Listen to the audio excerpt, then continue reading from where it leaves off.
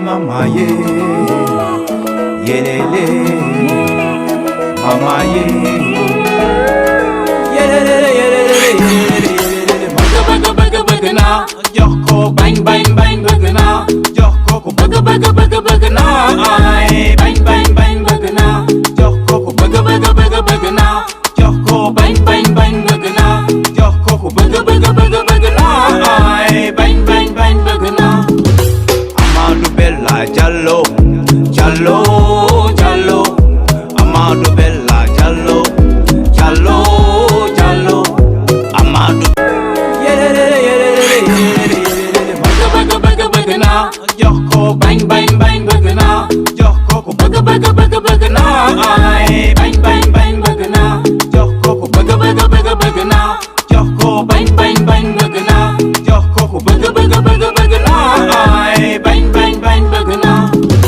Amadou Bella Diallo Amadou Bella Diallo Amadou Bella Diallo Amadou Bella Diallo Amadou Bella Diallo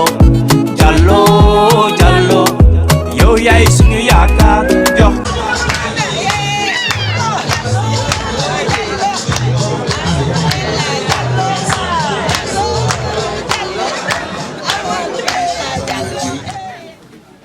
bismillahi rahmani rahim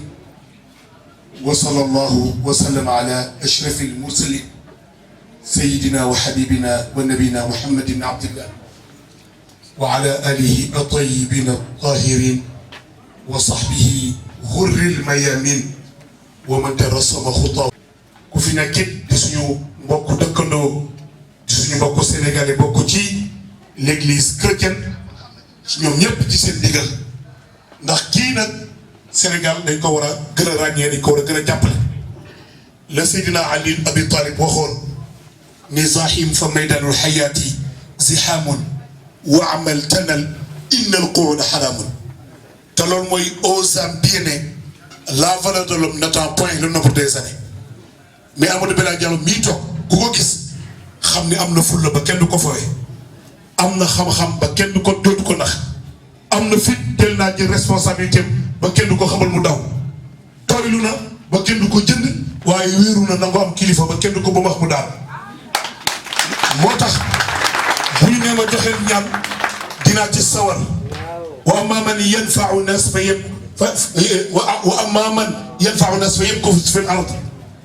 alquran nee na képp koo xam ne nii yaa ngi jàppale saw askan te jàppale di nga yàgg ci kaw suuf te sa yàgg ci kaw suuf njariñ lay doon pour sa gox njariñ lay doon pour sa réew mais njariñ doon pour sa génération waaye yow day bokkoo ci ñi nga xam ne bu ëllëgee waa sari dañ leen ñi jéppi ndax tabaarakallahu taxawaay bi mate na ko yéene bi mate na ko secteur bu mën a doon ci biir Sénégal ak ci sali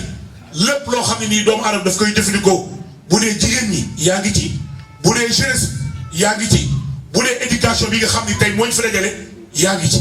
kon yàlla la yàlla jàppale yàlla mi mën a taxaw doomu aadama yàlla la yàlla taxaw je dis que tey sali gépp dañ laa war a delloo jukkal dañ laa war a taxaw dañoo war ci yéene bi nga am ci lu baax ndax wax naa ko léegi à l'entame de mes propos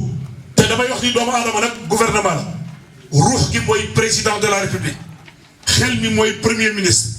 bët ak nopp ñooy ministère de l'information bakken moo war a yor ministère de la santé gémmiñ communication kon xel mën naa nekk premier ministre waaye mën naa nekk ministère de l'éducation nationale yaa ngi jàppale sa réew ndax bu ëllëgee cette génération dañuy war a créé waat yeneen Ahmadou Bella Diallo pour Saly pour Sénégal kon ñu fatihatul kitab bu ñu paree teg ci salaatu ala nabi ku bokkul ci diine l'islam neneen noo ma ne am nga droit ñaana ci noonu ndax ñu ñëpp ñoo bokk réew mi ñoo bokk ndey ji mooy Sénégal maa ngi ñaanu ñu ñëpp ngeen bokkaat defal ko standing ovation li américain naan we wish you a long life with a healthy knowledge and wisdom ndax kii càmbaar la nañu jàng fatiha jàng ñaan gi loolu dama ko tëjee rek wasalaamu aleykum wa rahmatullahi wa barakatuh wa tahmidihim wa tamjidihim wa takbirihim wa tahlilihim wa tawhidihim منذ يوم خلقت الدنيا إلى يوم القيامة صلاة تملأ الأزلي والأبدي زمنا ومكانا مضروبة في كل عدد بعدد ما في علمك يا الله يا واحد بسر كم أبرأت وسبا بلمس راحته وأدقت أربا من رغبة لمن من يعتصم بك يا خير وشرفا فالله حافظه من كل منتقم ومن تكون برسول الله نصرته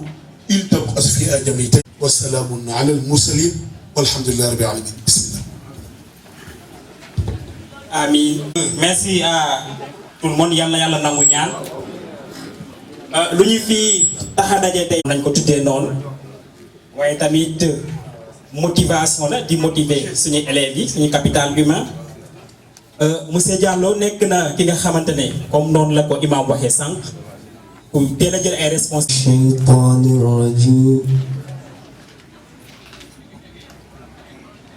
بسم الله الرحمن الرحيم قد صدق الله رسوله الرؤيا بالحق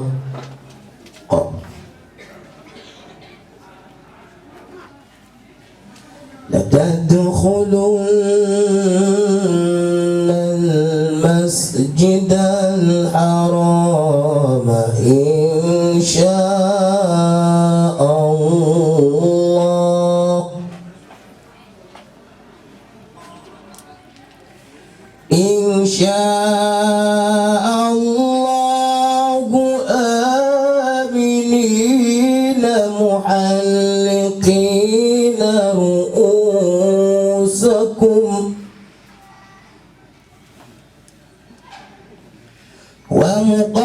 ومقصرين لا تخافون فعلم ما لم تعلم. Merci. Donc ñaan du doy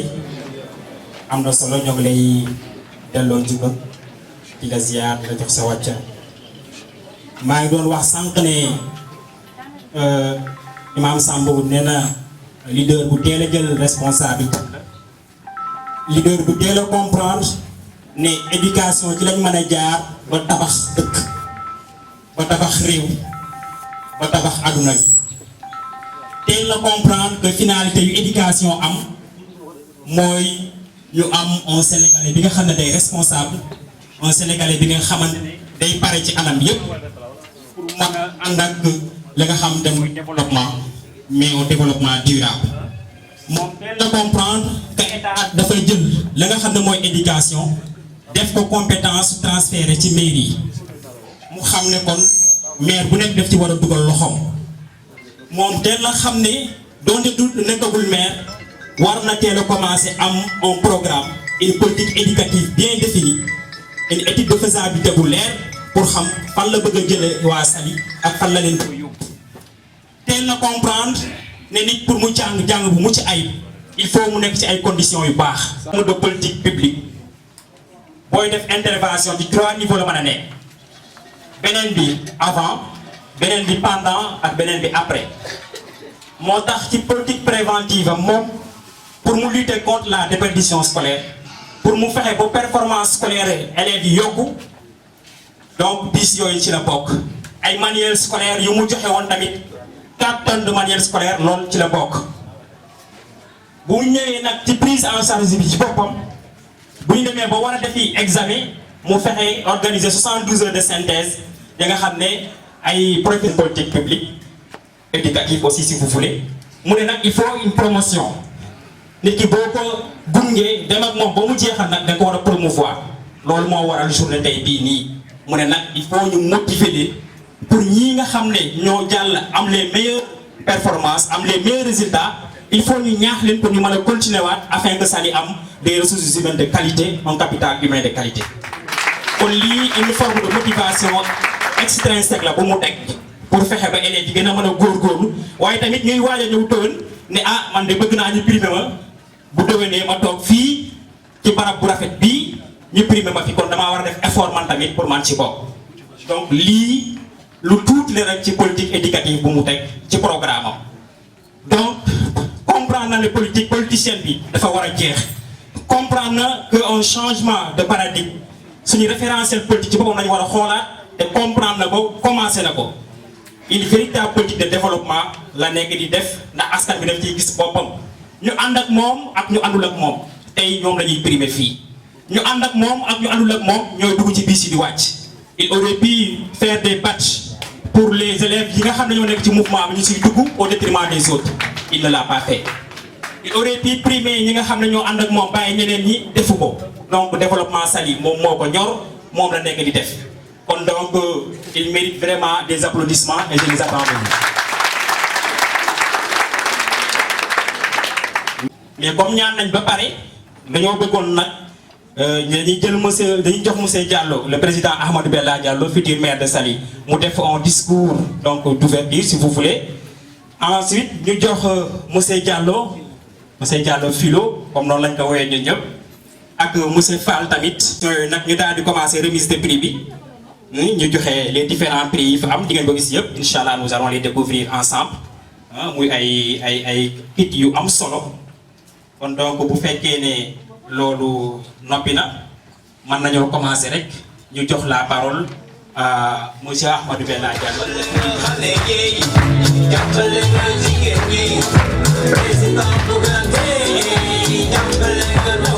Merci Didier, merci. Derrière chaque grand homme il y a une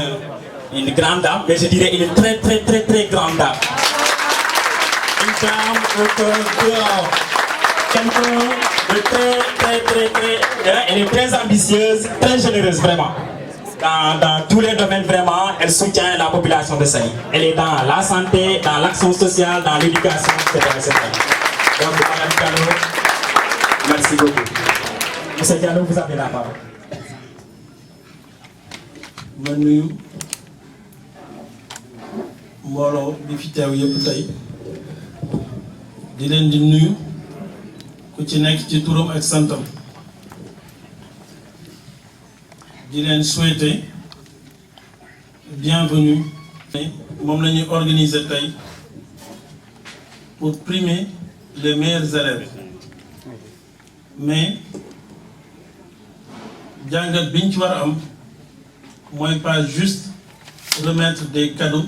à certains élèves mais mooy créer une émulation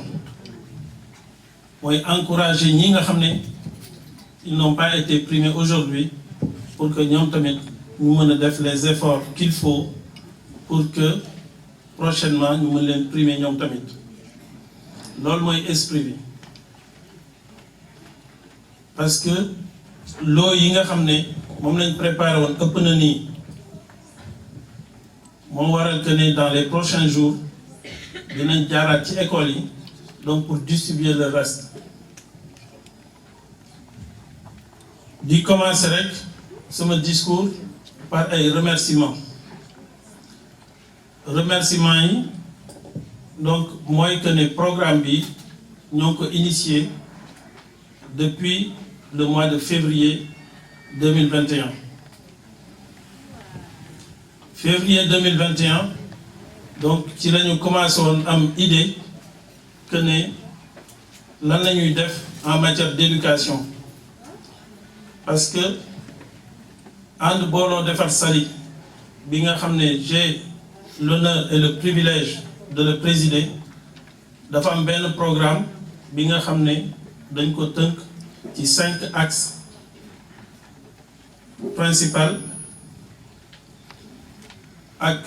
30 projets ak 3 axes prioritaires 5 axes principaux yooyu bu ci jiitu mooy santé bi ci topp nekk éducation troisième bi nekk lu ñuy wax économie locale quatrième bi nekk art culture et tourisme cinquième bi nekk environnement axe prioritaire yi mooy recherche de financement recherche de partenaires ak développement du tourisme projet yi donc dinañ ci dikkaat te benn ci 30 projets yooyu bokk na mooy ñu def ce qu'on appelle la proximité entre les écoles et les apprenants. mooy lycée bu Saly ñu delloo ko ci biir territoire communal bu Saly dolliwaat ci yeneen ñaari lycée benn professionnel ak benn technique.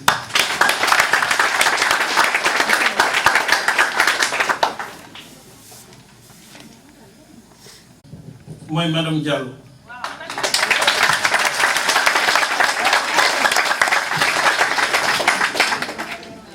parce que lii yëpp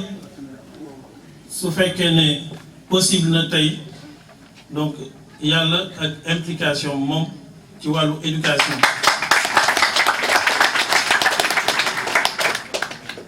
comme niñ ko waxee ànd booloo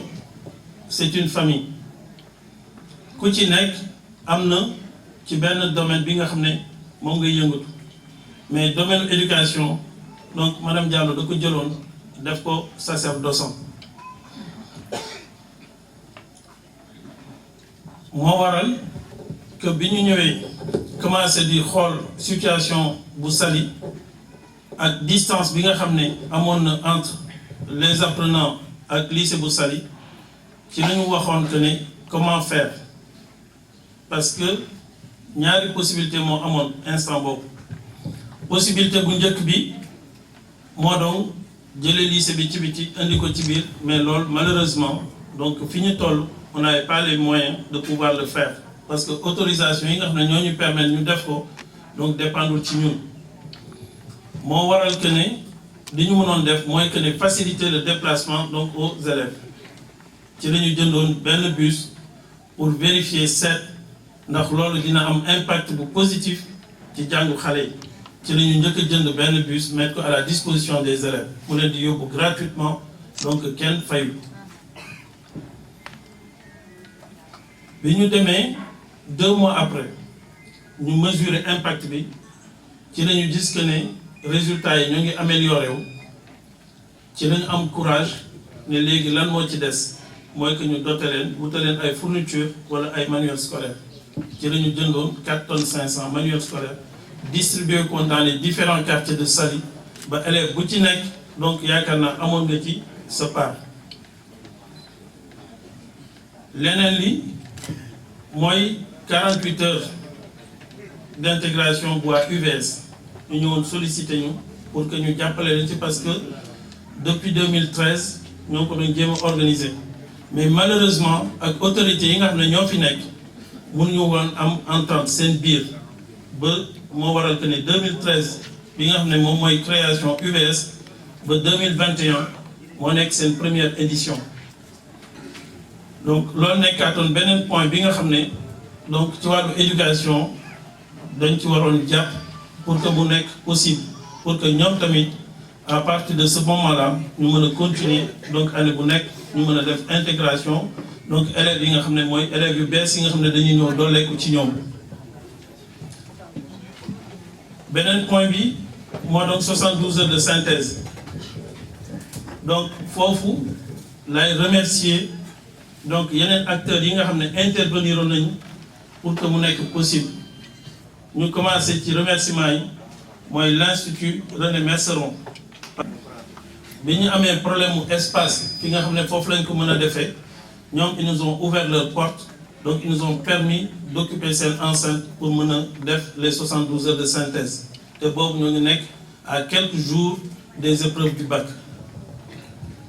ci loolu aussi ñuy remercier pour le professeur bi nga xam ne ñoo ñu jàppale woon ci réalisation journée de synthèse yooyu donc ñi ko jiite woon mooy monsieur Diallo mi toog à ma droite ak monsieur Fall mi nekk à ma gauche.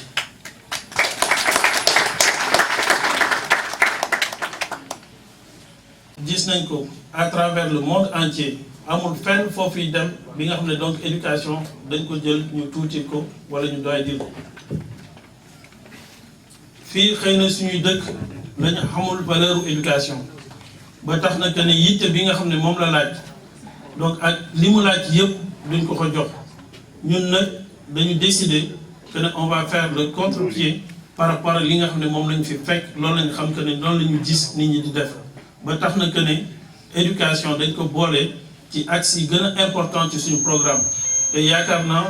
donc réalisation yu ñu def yi ci ëpp ci wàllu éducation lañ ko def tey jii on peut se réjouir wala on peut se féliciter que heureusement que toutes ces actions n'ont pas été vaines parce que les résultats donc du bac cette année ont été très bons. Du moins, c'est les échos que nous avons. ba tax na que ñun tamit ñu am fit et nañu continuer